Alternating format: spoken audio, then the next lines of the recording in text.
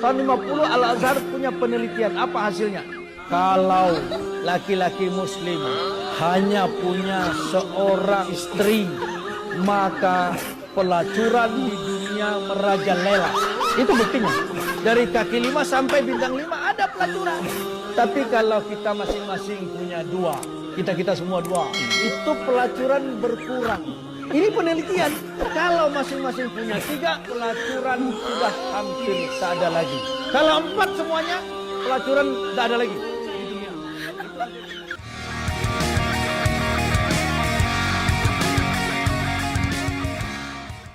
Selamat pagi. Ada seorang ustadz itu bercerita tentang adanya penelitian di tahun 1950 di Al-Azhar Mesir ya. Menceritakan bahwa kalau seorang muslim menikah cuma satu ya, ini mengakibatkan banyaknya pelacuran. Kalau menikah 2 mengurangi. Kemudian kalau menikah 3 dan 4 itu, nah ini tidak ada pelacuran. Ini Ustadz itu dapat data dari mana gitu ya. Kalau kita kecek ke Google, itu nggak ada tuh yang seperti yang diceritakan tuh Ustadz gitu ya. Nggak ada penelitian ini. Yang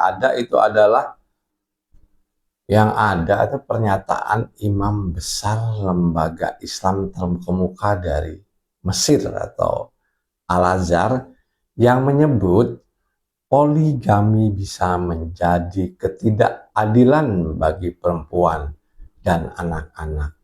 Dan tentu saja ini menuai perdebatan di negara itu di tahun 2019 itu ya.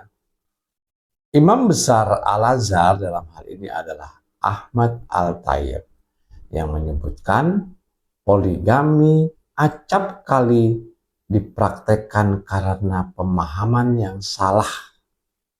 Seperti itu teman-teman. Pernyataan tersebut itu dikemukakan dalam sebuah program di televisi dan melalui akun Twitternya. Tentu saja hal ini menuai perdebatan dari Al-Azhar dan mengklarifikasi bahwa sang imam tidak menyerukan pelarangan poligami. Jadi poligami itu tidak dilarang gitu oleh sang imam, tapi menyebutkan akibatnya itu nanti kepada anak-anak dan para wanita. Karena tentu saja dalam hal ini ya, tidak mungkin berlaku adil, yang seadil-adilnya itu memang tidak mungkin. Dan kalau kita cek data dulu ya, data di penduduk Mesir di tahun 1950 itu memang tidak ada perbandingan jumlah wanita dan pria, tapi hanya jumlahnya itu 20 juta. Kalau kita cek data penduduk Mesir di tahun 2023 yang jumlahnya sekitar 109 juta jiwa, ya itu perbandingannya lebih banyak laki-laki. Laki-laki itu 50,6%, kemudian perempuan itu 49,4%. Jadi yang dikatakan oleh Ustadz ini menurut Pak Gid sangat-sangatlah ngawur, tidak berdasarkan dengan fakta yang ada. Sekarang kalau kita lihat perbandingan jumlahnya aja sudah banyak laki-laki. Kemudian ada perempuan gitu ya, yang jumlahnya itu lebih besar laki-laki 50,6%. Artinya 1:1 pun sudah cukup kalau perempuan ini terawat dengan baik. Artinya dinafkahi dengan baik, tidak disakiti, tidak ada perceraian. Tapi kan ini kan nggak mungkin. Yang kayak gini kan yang mesti ada di dunia. Pernyataan sang ustadz ini seakan-akan itu mau membenarkan dalil poligami. Jadi kalau dengan melakukan poligami, makanya nggak ada wanita-wanita yang jadi pelacur. Kalau semua wanita itu terawat, gitu ya, tidak ada perceraian dan segala macam lah, ya ini bisa terjadi. Tapi kan nggak mungkin, mesti ada kekerasan dalam rumah tangga, percekcokan, perselingkuhan dan lain-lain. Banyak dari kaum wanita yang sudah teraniaya seperti itu. Kalau kita geser ke Indonesia gitu ya, penduduknya itu berjumlah 282 juta jiwa pada tahun 2024, dan ini masih banyak laki-lakinya juga timbang wanitanya.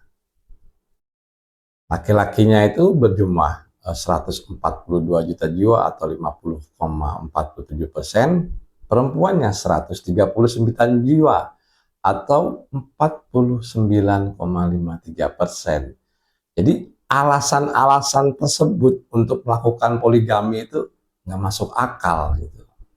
Kalau yang dibuat alasannya itu adalah karena harus poligami untuk menghilangkan pelacuran, ya.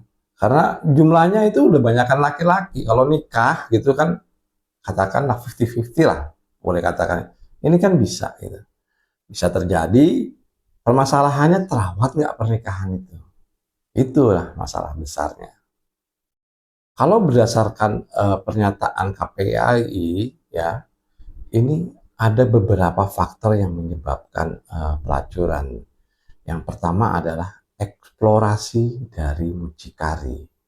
Nah, mucikari ini itu memberi iming-iming kepada perempuan, bahkan pada usia anak, ya, yang ditipu daya.